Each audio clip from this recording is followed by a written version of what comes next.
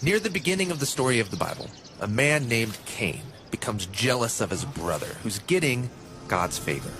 And God tells Cain, be careful with your anger, because sin is a monster that wants to consume you, but you can rule it.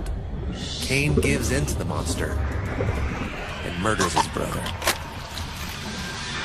And as a result, God sends Cain into the wilderness, and there he builds the first city in the story of the Bible. One man builds an entire city? Well, in the ancient world, a city was a group of homes surrounded by a wall. It's for protection.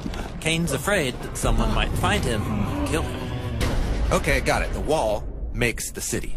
Exactly. And then the city of Cain goes on to breed a culture of revenge and violence. Later, one of the city's warriors, who's like a corrupt king, boasts in a song, if you threaten or slap me or wound my honor, I'll kill you. This is the mindset at work in Cain's city. The monster that Cain let within has now become the monster that people live within. The city is bad news. But it doesn't have to be. The city of Cain is also where music is invented, along with metalworking and animal domestication. So cities can be a place where we create abundance for everyone. But give the city enough time and that monster will eventually take over. Right.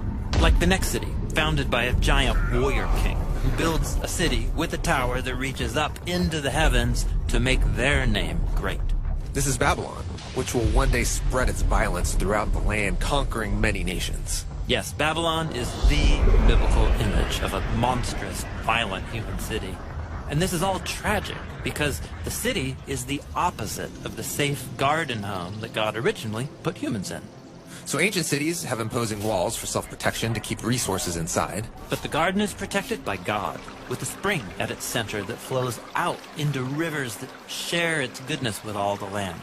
Babylon has a tower at its center to reach up to the heavens. While the garden has the tree of life at its center, God's heavenly throne and presence touching down on the land.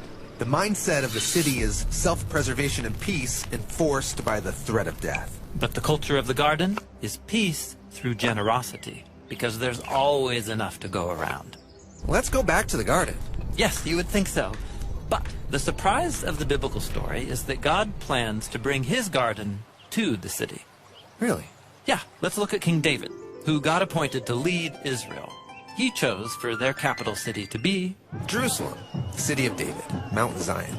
Right. And when David brings the throne of God's presence up to Jerusalem, the city becomes an image of God's garden city. There's abundance for everybody and peace for a time.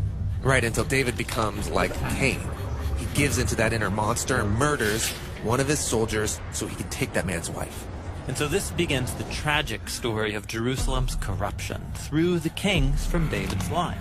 And while a few kings do try to stop the monster, most give in. And so the garden city becomes a den of robbers, full of greed and violence and oppression. And eventually Babylon, an even bigger monster, takes them out. Maybe the garden city isn't realistic after all. But Israel's prophets maintained hope that God would one day create his heavenly city here on earth, with streams going out and the nations streaming in, gardens and feasts and peace, and no more death. This sounds like more than just a new city. This sounds like the dawn of new creation. Yes, it totally does. And it's actually this hope that brings us to the story of Jesus. In Jesus' day, Jerusalem was ruled by a violent King Herod. And when Jesus began announcing that God's heavenly kingdom was arriving here on earth, he didn't even go to Jerusalem or its leaders. Yeah, he went to the hills and towns of Galilee, sharing good news with the poor and the unimportant. And then Jesus took his followers up onto a hill and said, "You all are the city on the hill that will shine its light to the nations." And then he taught his followers the ethic of God's city, which is the opposite of the mindset of Cain's city and of Babylon.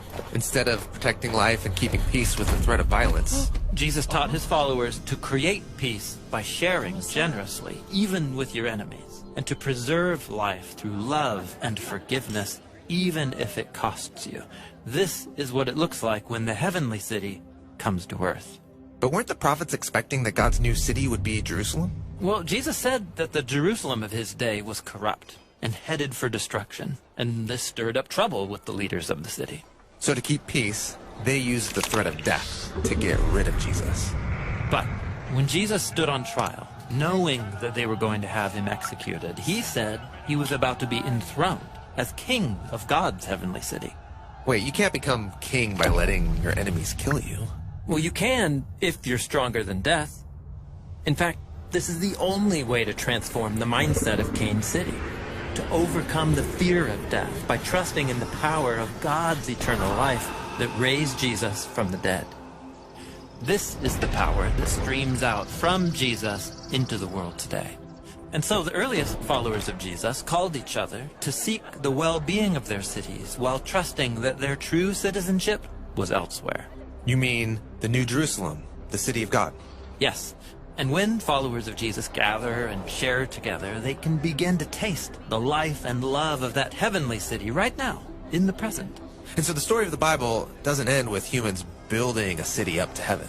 No, it ends with God bringing his garden city down to the land. The heavenly Jerusalem, full of abundance for all the nations, with the river of life flowing through its streets. And at its center is the crucified and risen Jesus on the throne. And the city walls will be decommissioned because the gates of this city will never